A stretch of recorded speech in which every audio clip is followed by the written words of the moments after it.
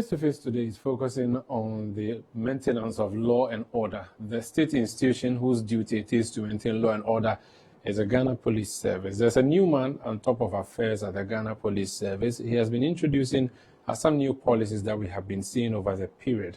Again, during Christmas, we saw what they did with the deployment of motorbikes and vehicles.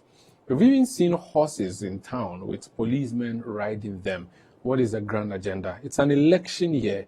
How is the police planning to police the ballot papers and indeed the voting centers? My guest today is the Director of Public Affairs at the Ghana Police Service, ACP Grace Ansah-Akrofi. I'm going to have a conversation with her. My name is Umaru Sanda Amadu. You're welcome to Face to Face.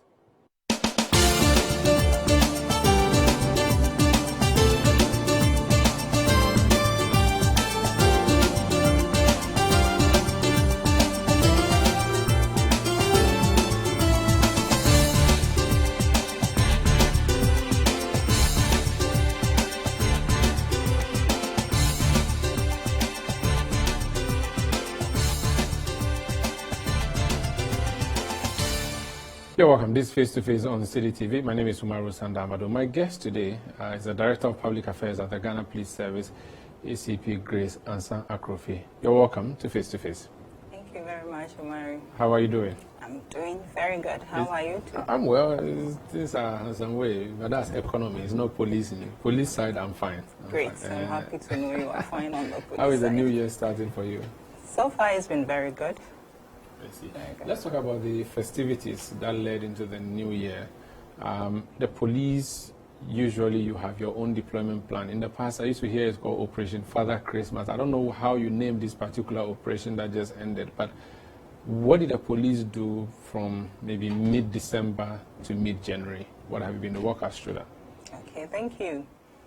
As you are aware, every year, towards the Christmas festivities, the police puts together a very comprehensive operation to ensure that everybody in the country is safe and all the celebrations and event centers are policed properly. And so ahead of the Christmas and New Year festivities, the police came up with our operational plan. And one of the key activities we undertook this time around was engagement with various stakeholder and interest groups. So if you would remember, we met with the event organizers, associations. We met with OMCs, oil marketing companies.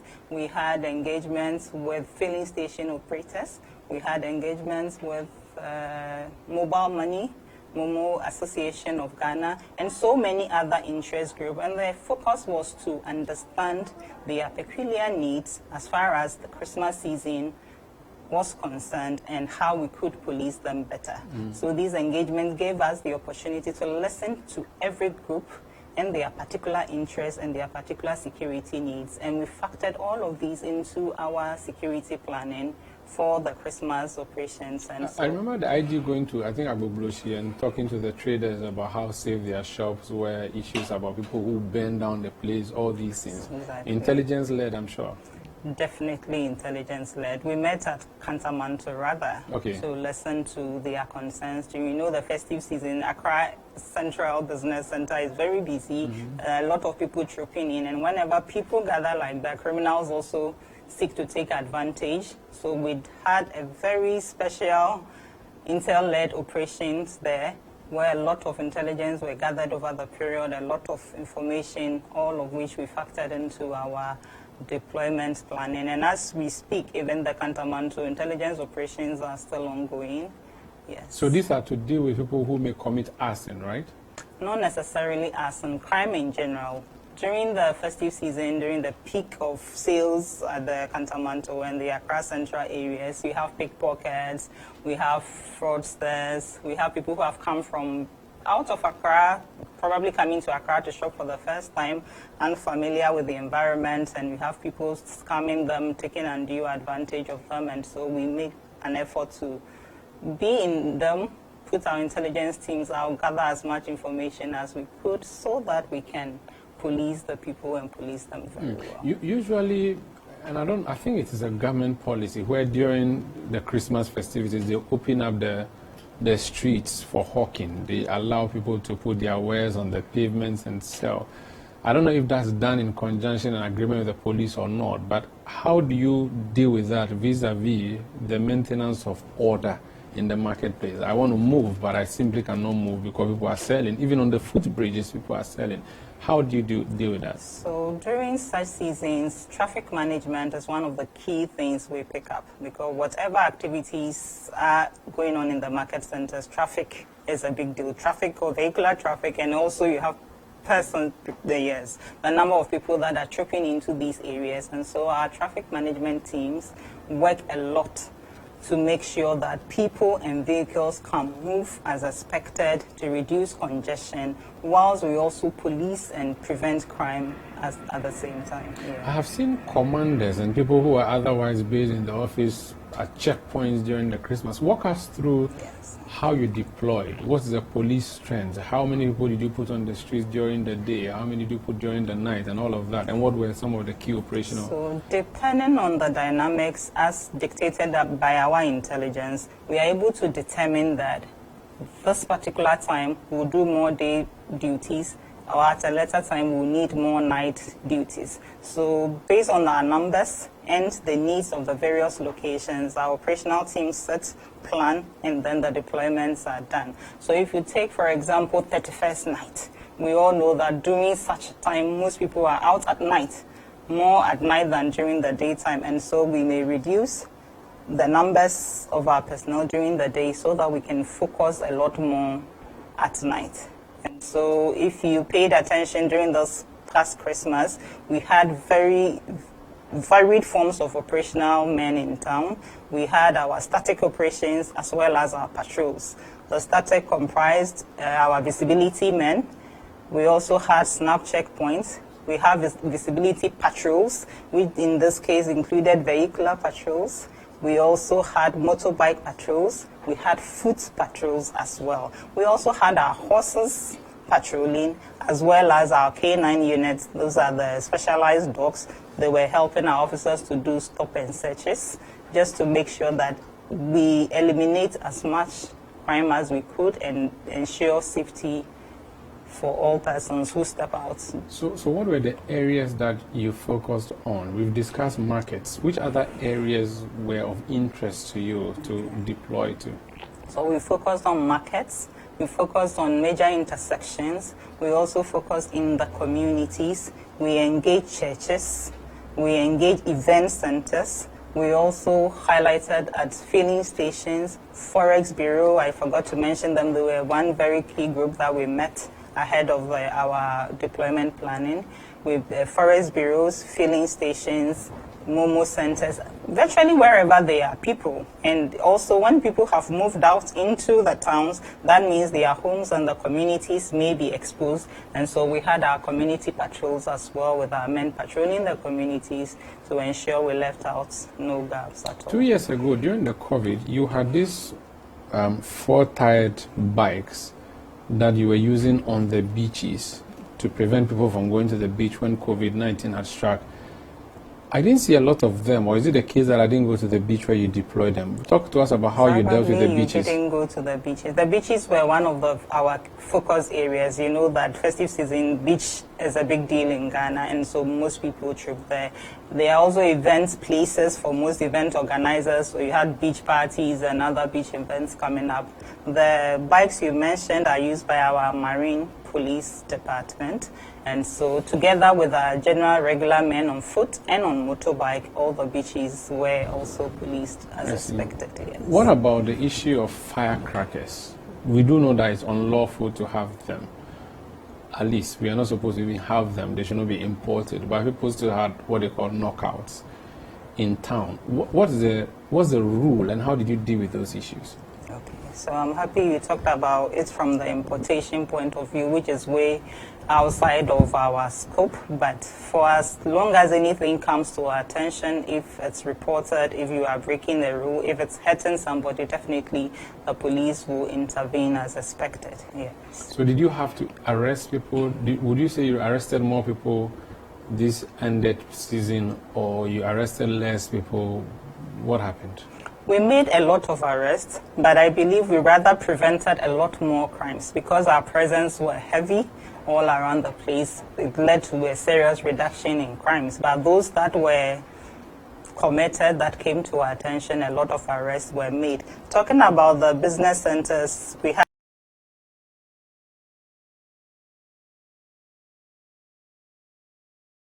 phones,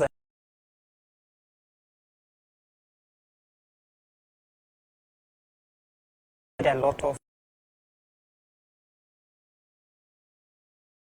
My interest is first to prevent and also to educate so that the people who may fall victim to such persons know how to take care of themselves, how to look out for themselves, how to take their personal security seriously. So we do a lot of engagement education about public personal security issues. Yes. But I still fear to go to Tiptoe Lane at Circle because I worry that I will not go home with my phone. Please go. Why can't we have a solution to Circle? Please go. You haven't been in a while. Go. No, I'm afraid. I don't want to go. Please don't be. Go, and they will testify. The patrons that will testify to you. The amount of work, we just go and pass. I can hold my phone and make a call. Let's go and pass there and give us the feedback. I'm sure your listeners but will what be if the happy feedback to means listen. I don't have a phone to call you? You will have a phone because it will surprise you who is there. I must say that on the intelligence side, we've done a lot of work. Our intelligence-led operations have been one key success factor for us. So as intelligence is done, we can't give out every information, but you never know who is next to you when you go to Tiptoe Lane. Maybe the phone seller is a police officer, maybe the trotro you boarded for, the driver is an officer. You can't tell. You have people embedded. We are doing so much, is what I can say. So go pass by Tiptoe Lane and you can give us feedback. Okay, I'm we'll sure do we'll that. be happy to hear that. We also noticed something. You unleash motorbikes in the night as if it was a drove of cattle that you had just moved out, and they just go in there. Pee. What is the point? What are they doing? Because you just see them riding, and I don't know where are they going, and they are plenty. There are plenty. What strategy was that? Yeah, so the strategy was to build public confidence in the fact that the police are out there and we are out there for you. We are out there to ensure your safety. And at night, just as you were saying, you were afraid to go to Tiptoe Lane. Now you can go because the police have covered the place. It was the same strategy we are deploying throughout the night. So if you meet them in a convoy, it means they have probably just set off. As they go, they stop at their various duty points, mainly bus stops. We're doing a lot of bus stops operation during the Christmas festivities. So the people who stop at bus stops to board a bus at night, at dawn, are market women waking up at dawn to board. There will be no fear of crime or being attacked or somebody stealing from them or anything. So if you met our motorbikes, that was what they were doing. So they don't spend the night riding in a convoy? Not at all. They If deploy... you met them, they are probably just setting off. And as they move along, let's say the Kaswa stretch, they will just be falling off at their various duty points to continue. If you met them on the Teshi Nungwa stretch, they will be going like that, and as they move, they will position themselves at their various duty points. So that's what you're doing. And then you also had the patrol pickup trucks alongside the motorbikes, or you withdrew the pickups and then you only had the motorbikes? How? No, we didn't withdraw. We blended. We brought all our tools together because we know that at Christmas the challenge is different. You have so many more people in town, and we need to ensure that we leave no gap. So there will be no need to withdraw and replace. Rather, bring everything out. The motorbikes are on motorbikes, the vehicles are on vehicles. Where vehicles cannot, so some of us live in neighborhoods where a vehicle may not be able to access. However, considering how maneuverable a motorbike can be, they are also there to ensure that everybody is safe out there. So we had the motorbikes, we also had the vehicular patrols. They serve different purposes, though complementary, all in the interest of ensuring the security of Ghanaians. Why you decided to put all your resources and put it out there for visibility? Did you not lose out on the administrative work that you do in the offices where you have commanders that you have moved and sent to checkpoints? What happens to your office work? Not at all. I want to... The administrative work, the portion of our work that is administrative is very limited. So we have fewer people in the offices. The policing is done where policing is needed. So if the people we are policing are out there, we cannot be bottled up in our offices. When there is no such need, when the numbers, like right now, Christmas is over, the festivities have ended, life across the country probably has returned to, if you like, normal. We can also do normal. But when times change, we just need to know that we also need to step up and meet the people where they are. Because we have said that we are a year of return country, we are accepting many people from the diaspora. Yes. Did you have to do anything special for these people who arrive in the country? Is there any special treatment you give them, any delivery approach that you deployed, or you treated everybody as everybody? We worked together with the Ghana Tourism Authority. They shared with us their events program for the year, and that informed a lot of our operational planning. This program was shared with our commanders across the country to inform them on also deploying to all these events. And I believe most of these people that returned into the country will be found at one event location or the other. So as adequate policing is provided at such locations, that is not specific to the person that came from abroad and separate from the person that was in Ghana. All of us at the event center get the same kind of protection. How about people who go to events that are crowded? Because we have a lot of event centers. So the Independence Square, there's a new event center on the Spintex Road and several other places where people go to. Often the claim is that some of the boys who come there are not coming to party like everybody else, but they are looking out for people's iPhones to snatch. I don't know how you've told me what you do at Tiptoe Lane, but what about those who have transported Tiptoe Lane to event centers? I don't know whether you received any complaints from any event centers after. Not from an event center, but received complaints from people who said their phones were taken. Okay, because we policed all the events, I would say virtually all any event that came to our notice, we deployed our men there. You don't need permission, invitation? No. This time, if you invited, there are times that people will notify you officially that we have this event coming. But this Christmas, we didn't. Once we know there's an event happening, there are people there. There will be security needs. We are there. So we covered everywhere to make sure that everybody was protected. There are places we set up our mini police station, like where the Akwaba village, where the Singathon took place. Yes, we had a mini police station set up just so that the people, if there's anything, you have any complaints, you don't now have to travel to a police station to go and make a complaint. Our people were right there. We had our motorbikes there, we had our foot patrolmen there, we had vehicular patrols there, just to make sure that there's safety generally. You talked about traffic in the market centers, that's human traffic. Vehicular traffic, what was your approach? So, as always, our MTTD personnel were deployed in their numbers to the places that needed them the most. We know the places that are traffic prone during such periods, and for that matter, our MTTD had a very comprehensive deployment led by the Director General MTTD himself. And ahead of that, we also stepped up our police action against rider indiscipline operation, which we call Operation Parry, where we actively engage riders. So if you are found jumping the red light, for example, they are arrested, motorbike impounded, but the emphasis is to educate so that we create a society of self-disciplined road users. And so he led that campaign to educate drivers. We're at all the major bus terminals across the country as well to educate drivers, to show them the need to comply by the road traffic regulations so that all of us can commute freely during the festive period. Yes. The bikes that you talk about, so people ride bikes for various reasons. Some are doing it as Okada, which is to carry passengers. Others are doing delivery services. But the information is that when you come to do your operations, you just round up everybody on a motorbike, take them and frustrate their day. When they are doing it, I know that it is unlawful for people to do Okada business. Currently, we don't have it in our law books, but people still do it, and there's a reason they do it. People also use it to carry goods from one place to another in terms of delivery.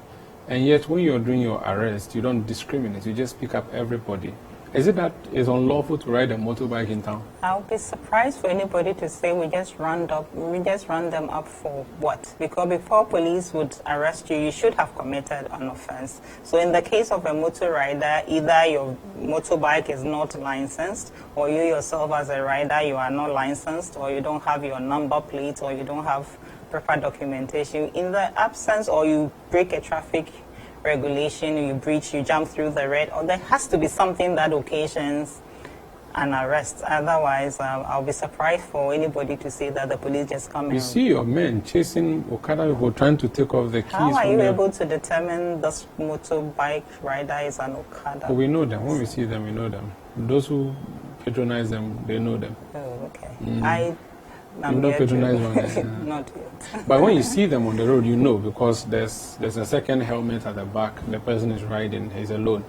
It means that second helmet is for a passenger. I'm surprised you're able to come to. Oh, I'm a street boy, so I know these things. Now, often your men at intersections are just looking out to pull out their keys. Sanda, it results in scuffles. Because I would be surprised. Because in our constant engagements with the riders, in the past probably, but currently no. There has to be an incident that occasions the arrest or stopping of a rider. In the absence of that, I'll be surprised that anybody gets just. You've talked about MTTD. They are the ones that wear the white uniform. What is the approach to MTTD? Have you changed their approach on the streets now? Or they're still supposed to be doing what they do at the time they do them? Okay, so the MTTD is tasked with the responsibility of ensuring our safety on the road, check motor vehicles, help to conduct traffic in the event where the traffic lights are not working or not working properly.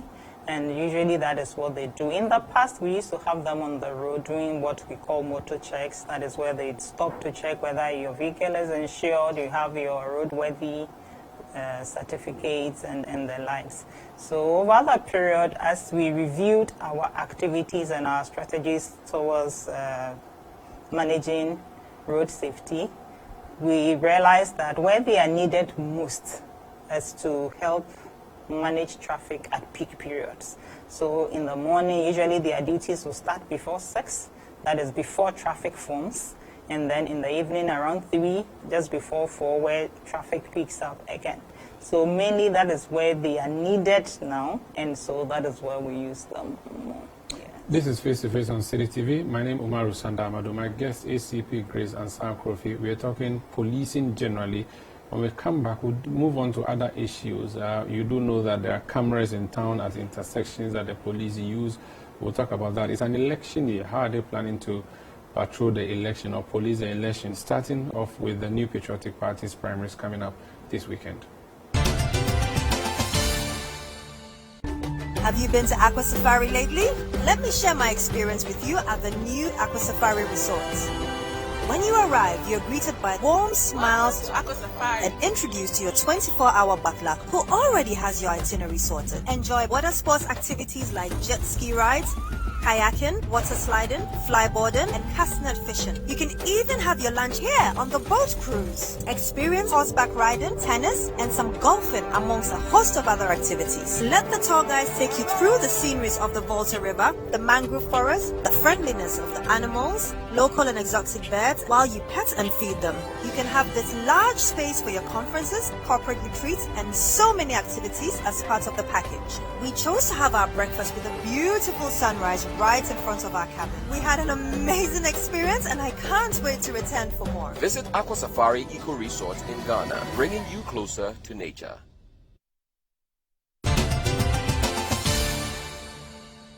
You're welcome. This is Face to Face on Citi TV. My guest, ACP Grace Ansah-Akrofi. She's head of or director of public affairs at the Ghana Police Service. We're talking about police deployment in the Christmas season or the festive seasons, and then we'll talk about other things ahead of election 2024. We've talked about Accra.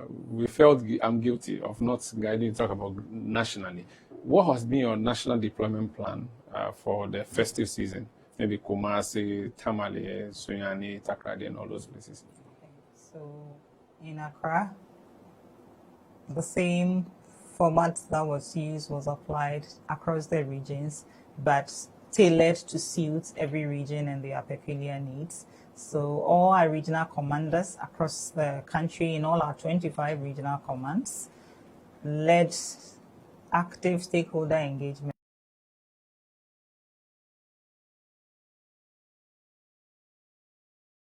level at the Accra regional level. The same was done by our regional commanders across the country, meeting with their interest group, engaging the community, assuring them of police presence, listening to their needs, and these were factored into their operations for the Christmas. During night time, small personnel were deployed to do the same thing: motorbike patrols, snap check duties, visibility patrols, food patrols. In Kumasi, for the first time, we had the mounted squadron, that is our horses, there in Kumasi, doing community patrols, helping people to cross the road, usually young people, and letting them get that feeling that the police is actually there for them. In Kumasi, thankfully, after the Christmas operations, His Royal Majesty Otumfuo has offered us a place to host the Mounted Squadron unit there permanently. So people in Kumasi, the horses you saw during the Christmas are not going anywhere. They are coming to stay, and it will be the first region outside of Accra that has the Mounted Squadron unit. We also have the motorbikes all across the regions. Every region had a number of motorbikes patrolling at night and during the day. And you had, these operations were led at the command level, regional command levels, by the regional commanders themselves. So you have the commanders, regional, divisional, district, and station officers all hitting the street to make sure that we take policing to where the people are. The whole strategic objective is that let's take policing closer to the doorstep of the people. Let people feel that here for us, and that was achieved. During the 31st night, our officers moved to churches and to other event places, bars, clubs, and any other places where people had gathered to listen to them, to hear their first assessment of our deployment, whether they made them feel safer, and the feedback was fantastic. I mean, I'm so happy to work at night. I'm not afraid, because at every interval I'll meet a police checkpoint, or you see the patrol teams. We have people who came up to say we had patrol teams escort us to our homes, and you have your visibility patrol. At least once you see the police lights flashing, it gives you some comfort, some confidence that you are not alone and that the police are there for you. The policemen on horseback, is it a ceremonial thing, or they actually supposed to fight crime? I'm trying to see what a man on a horse can really do.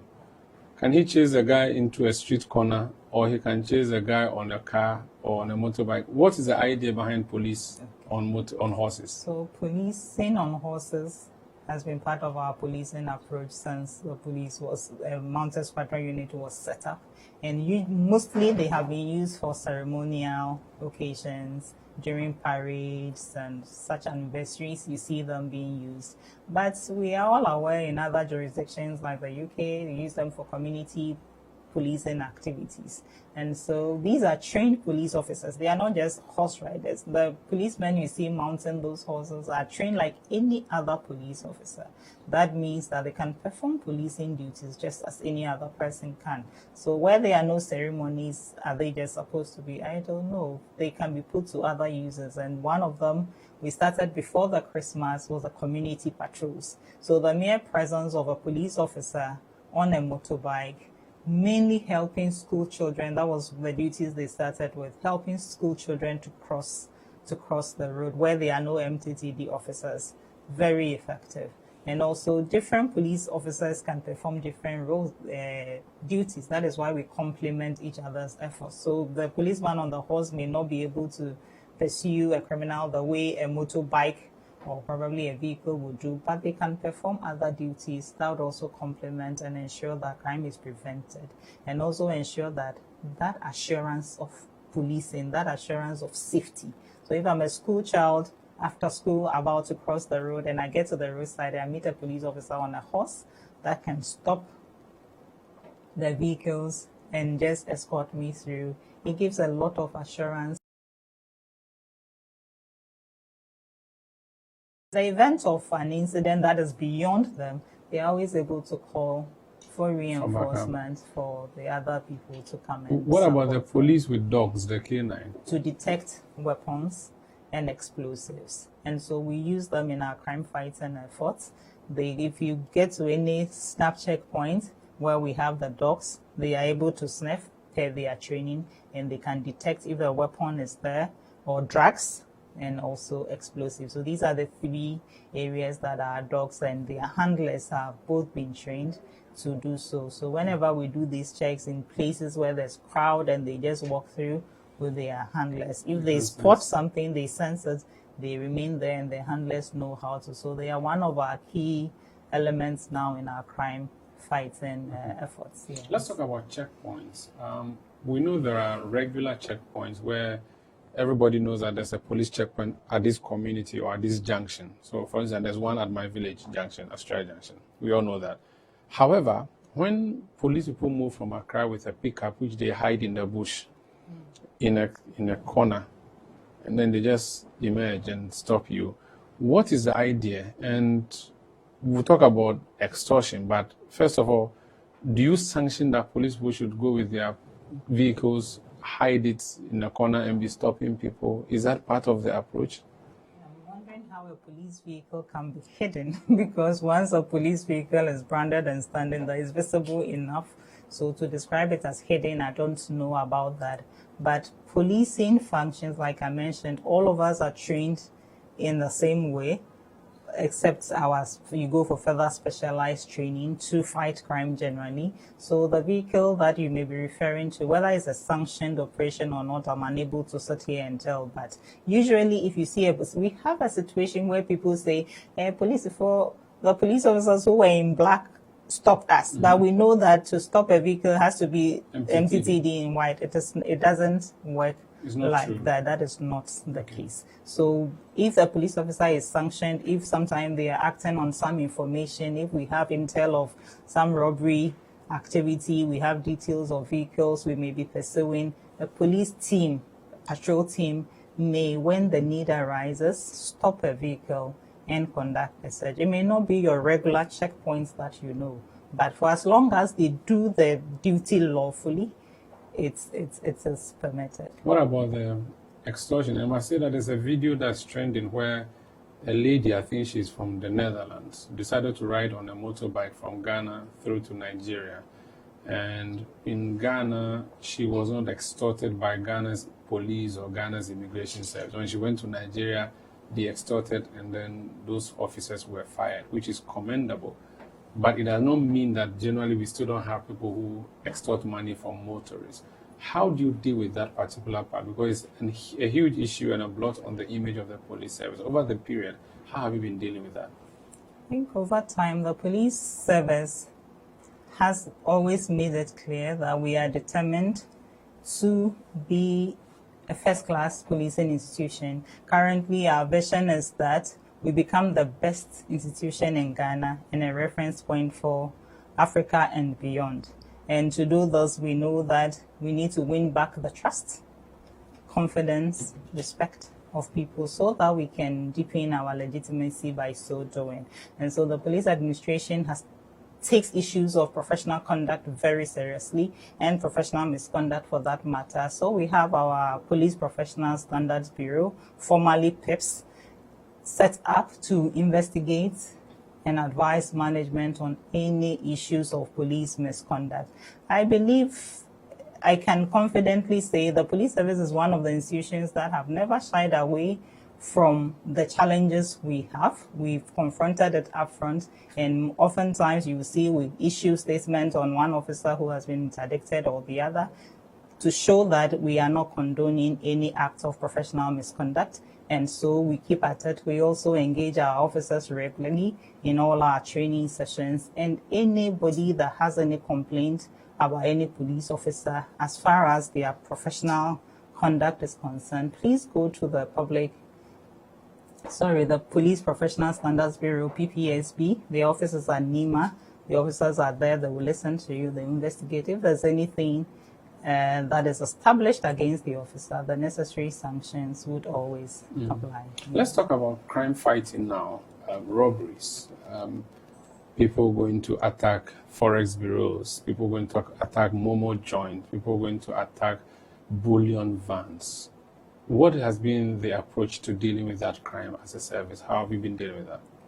I would say that a lot of work has gone into this. When the current administration, led by Inspector General of Police, Dr. George Ekufu-Dampare, and his current management board members took over the affairs of the service, one of the areas that they knew required tackling was crime fighting, especially violent crimes, in this case robbery. And so special teams were set up to what previously were robbery-prone areas to ensure that they put in place operations there to check or control such crimes. Also, we've done a lot of intelligence work, So our intel teams across the country continue to work and get information on criminal gangs, criminal networks, and we move on them as and when necessary. And you would also know that if you've paid attention to most of our releases, determination to go after the suspects and make sure of these instances. So we are leaving no stones unturned, and we also keep engaging, like the Forest Bureau. They're one of the key people we engage ahead of the Christmas season, because that was peak season. Monies were going to be changing hands, and so a lot of attention was going to go on them. So we met with them, we educated them on how the processes they themselves need to put in place, and the layer where police will come in to support them. We meet the MOMO Association, the Mobile Money Operators Association. We've met them separately to also educate them so that collectively as a country, we take our personal security bet seriously, and then the police comes as a second layer, additional layer of security to ensure that everybody is safe. So a lot of work is being done operationally on the intelligence front, and also as far as arrest and prosecutions are concerned. We've tackled it from all fronts. The last time we saw an attack on a bullion van, a CCTV footage emerged. Now, I don't know if that CCTV footage from the company or it was one of those cameras you have at intersections. Talk to us about those cameras, the one with the white poles. Are they for you? I've seen them in all nooks and crannies of this country. What do you do with them? Are they working, or they are just toy machines standing there? They are working, and they are not owned by police, but we do have access. We manage them from our surveillance center, where we have officers on 24-hour duty monitoring. So if anything, every camera? Every camera. Okay. Yes, every camera. So wherever I see a camera, someone is looking at me? Yes. Maybe after here, we can take a walk there and see what they do there. And when there is an incident, what they do with that, we have experts there who are able to pull the cameras and determine, let's say we are looking for a suspect that moved on a particular route. They can pull the cameras on the various routes to help us piece together some information or evidence to support our investigation. And let me take this opportunity to educate people who have CCTV cameras that in the event of any incident, instead of circulating the CCTV footage, they should first share with police to help in our investigation. Sometimes putting it out there make our investigation efforts difficult, because if you are a suspect and you know that there's a footage of you, you may your identity and the like. So we want to entreat everybody. When you have a CCTV footage, we pray that it's no incident. That is what we do our patrols and Snapchat to prevent. But in case there's an incident, please share with the police so that we will use it to help in our investigations rather than putting it out there. People usually do so thinking they are actually helping, so the general public should look for that. It has a way of also working against the investigations. How about those who are transporting money? What is the rule? Must a police officer always be with them? What's the safety of your own men who sit with those vehicles? Following the incidents in the past, how many, about 3 years or so ago, the police came to some agreement with money cash in transit organizations as to the modalities that should be put in place to ensure the safe movement of money in the country. The safety of our personnel cannot be mortgaged for anything. And so at all times, the administration will prioritize the safety of our personnel. Mind you, we need a police officer safe and alive to ensure that other people are safe. So whatever we need to do to ensure the safety of our officers, we do. And per the agreements we have with them, there are some vehicles that, type of vehicles that will have police officers in them. There are those that would not have police officers in them, but other measures will be put in place to ensure that, because of the nature of this particular issue, maybe we can talk about them. I see. Yeah. So, but must a policeman always be accompanying those vehicles? Depending on the situation. Depending on the situation. Next question. When people buy the siren and put on their cars, and there's traffic, and they are driving a V8 that is tinted, should we give them chance to pass? So the rule about the use of siren is the vehicle should be qualified to use a siren. So if you hear a siren behind you, I don't know if there's a way you are able to tell that this vehicle is one of those that qualify or not. Because sometimes you cannot clearly tell. It's safer that you let them pass, because if you don't, we all create a situation where you create that could put yourself and that road user at risk. But generally, we've done a lot of work as far as the abuse of sirens are concerned. That over the past year, if I'm sure most Ghanaians can testify to the fact that there has been a drastic reduction in V8s and other vehicles that were not entitled to use sirens that were abusing same. A lot of arrests have been made. We've had a lot of convictions at the courts, where the courts sometimes have ordered for such persons to remove the sirens installed under the supervision of the police, and therefore and also fined accordingly. So we keep educating the public that if you are found on the wrong side of the law, we would arrest you, we will prosecute you based on the available evidence. From my understanding, it's fire service, police service, ambulance service, the president, maybe the speaker, the vice president. These are the people who are supposed to move with siren, and there must be a police bike in front that has a siren, but not siren fitted to a V8. Is it the case that there should be some V8s in town who are allowed to use that siren, even if there's no policeman riding in front of them? Should we give those people way when we see them in traffic? And that is, I will say what I said early on, that I don't know whether you are always able to tell when you hear a siren from behind you when you are driving. No, if you look in your rear view, you can see whether there's a policeman or not. Should I give it way or not? If a police car is coming with a siren on top, there will be no police motor rider in front. But we can see GP. Do we know there's a police? So you can see. So I'm happy whenever you can see and you are sure, then you do what you are supposed to do. But when in doubt, it's better to be safe than to be right. So in as much as we keep focusing on this abuse of siren, and we'll keep going after people that abuse, so last they are listening, let everybody be cautioned that if you are not authorized to use siren and you do, and the police catches up with you, we would arrest you and take you through the due process of the law, irrespective of who you are. You say if the police catches you, how about if the citizens catches you? Can citizens catch but of people? Course, we have citizen arrests. So if is that a safe thing to do, though?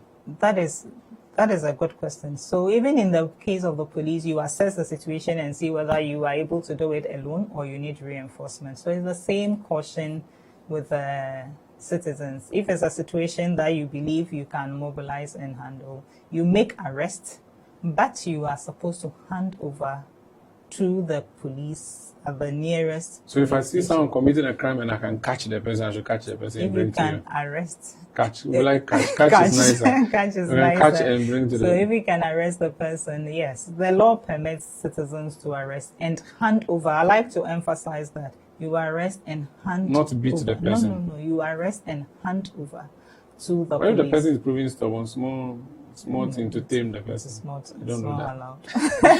This is Face to Face on that. Citi TV. My name is Umaru Sanda Amadu. My guest is the Director of Public Affairs at the Ghana Police Service. When we come back, we'll talk about the elections now, how they are preparing for that. Please stay with us.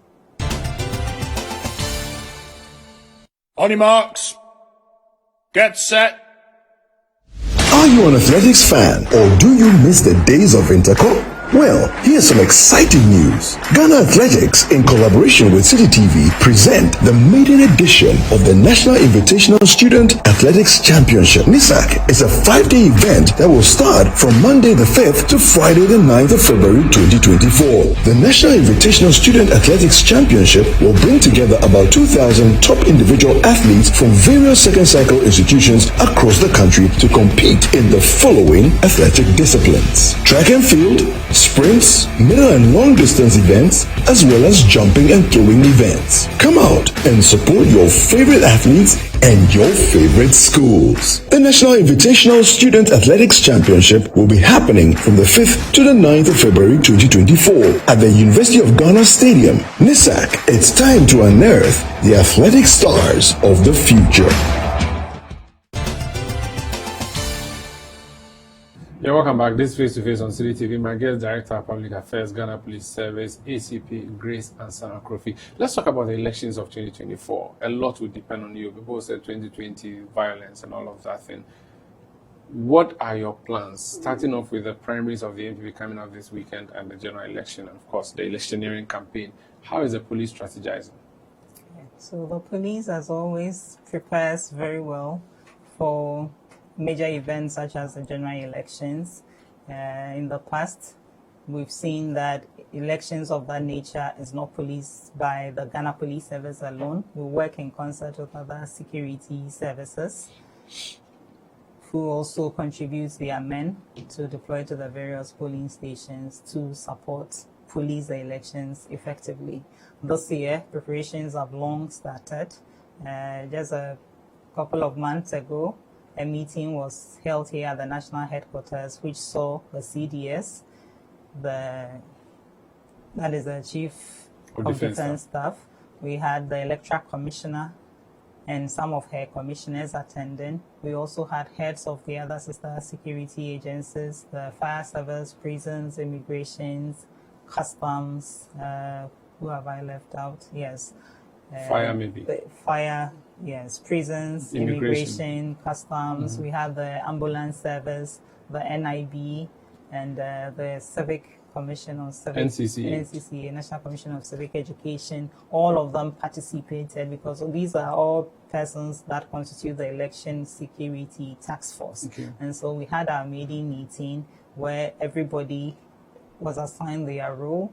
And following from that, that was in preparation towards the district assembly elections. So that is another big election across the country. And so all the various personnel from the various services were contributed to support police, to police that operation. And that is like a precursor towards the general elections. Of course, we know the stakes are different, but the preparation is similar. So as always, we've taken from our lessons from previous elections, we've taken engagement of parties concerned very seriously. You could tell from our policing of the two by-elections, that's Ansah-Akrofi and Kumu, yes, that we had constant engagement with the parties themselves, the people participating, the EC, and all the time we hold that tripartite, police, the party, and the EC. So that all parties sit at the same table, everybody raises their issues, their concerns, and addressed, and then we are able to go out to implement. We've also policed the primaries for all the major political parties. We did the NDC, we've been working with the NPP, they did the orphan constituencies, and they are preparing for the places where they have sitting where MPs. They have MPs, yes. So that will be coming off soon, and we are working with them as always. We work with their NEC. We sit, we talk, we listen to their concerns, we look at the election guidelines, we educate our men, we brief them on the guidelines, what is expected, what is not allowed, who is allowed where, what are the stopping points, what constitutes an inner perimeter, outer perimeter. For the first time in Asen North and Kumewu, we declare the election zones weapon-free zones, and we ensured compliance in that regard. So we are preparing vigorously towards a general election. What about demonstrations? Are you going to allow people to demonstrate, or you keep going to court and prevent them from going to demonstrate? We do not disallow. We don't have any capacity to disallow people from demonstration. Demonstration is of not allowing them to demonstrate. That should be a false accusation, I believe, because the law is clear on demonstrations. If you want to demonstrate, what do? Alert. Notify the police. It's just a notification. Notify the police at least 5 clear days before the special event. And when you do, the police have to sit with you and determine, you in your notification will tell us your proposed routes and destination and the number you expect. And the police will sit with you to determine whether that route is suitable. If it is not, the law asks us to notify you to consider changing the route. And if you disagree with us, you have 2 days within which to let us know that you still want to go by your routes. And when that happens and there's a disagreement, the only people authorized to settle such disagreement is the court. And so we are forced to go to the court. Let me say, it's not only the police that can go to court. If the organizers also feel they are not happy with the proposals coming from the police, they are able to go to court and let the court make a determination.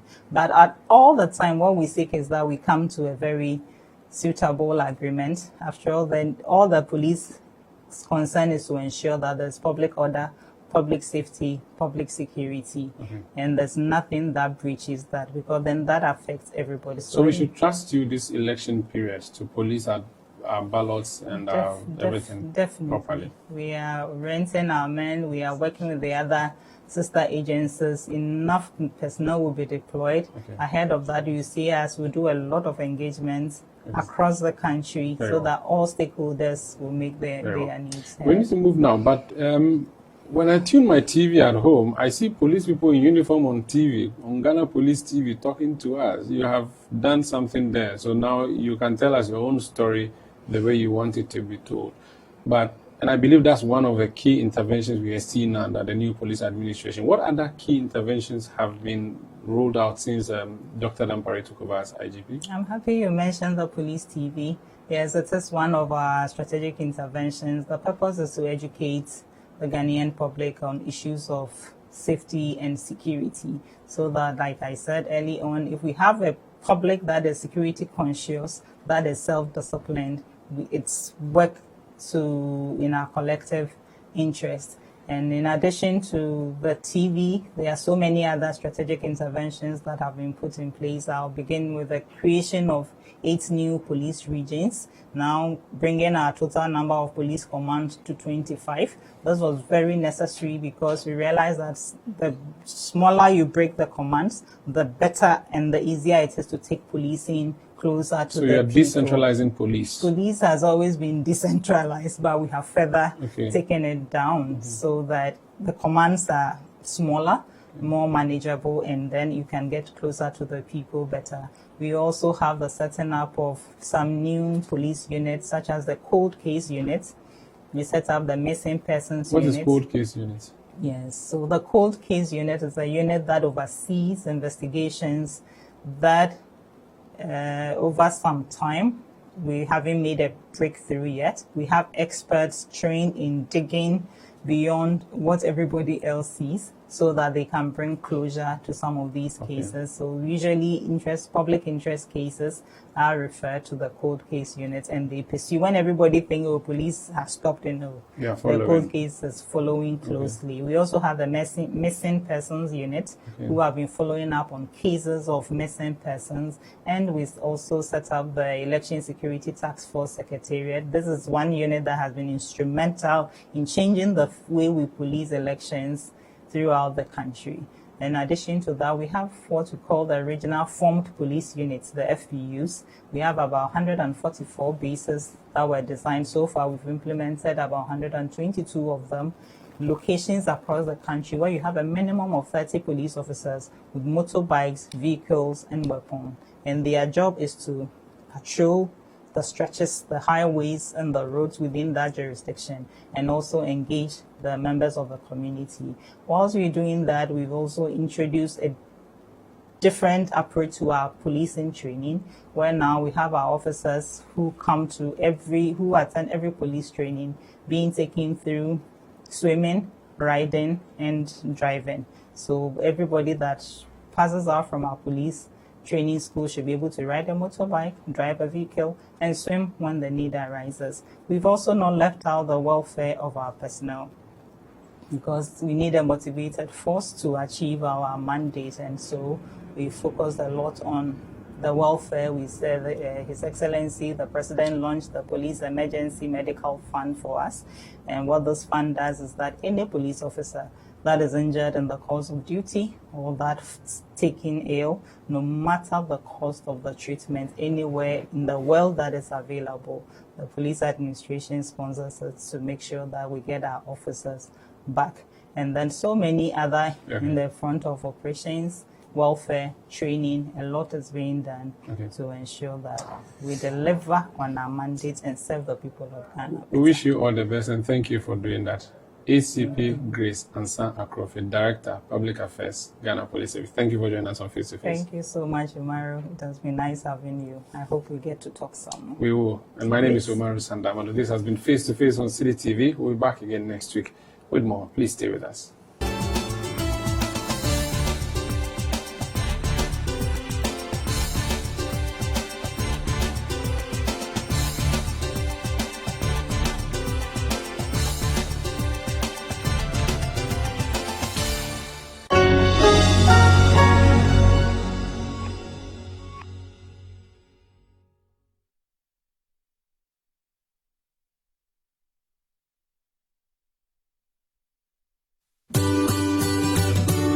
Citi TV is live on DSTV. Find us on channel 363.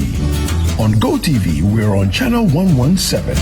And on HD Plus, get us on channel 108. On a digital TV, run a new search, but take note that without an antenna, you cannot access Citi TV. Citi TV can be accessed on any free-to-air digital box like the GoTV and HD Plus boxes. Citi TV, it's your world. On your marks, get set. Are you an athletics fan, or do you miss the days of Interco? Well, here's some exciting news. Ghana Athletics, in collaboration with Citi TV, present the maiden edition of the National Invitational Student Athletics Championship. NISAC is a 5-day event that will start from Monday the 5th to Friday the 9th of February 2024. The National Invitational Student Athletics Championship will bring together about 2,000 top individual athletes from various second cycle institutions across the country to compete in the following athletic disciplines: track and field, sprints, middle and long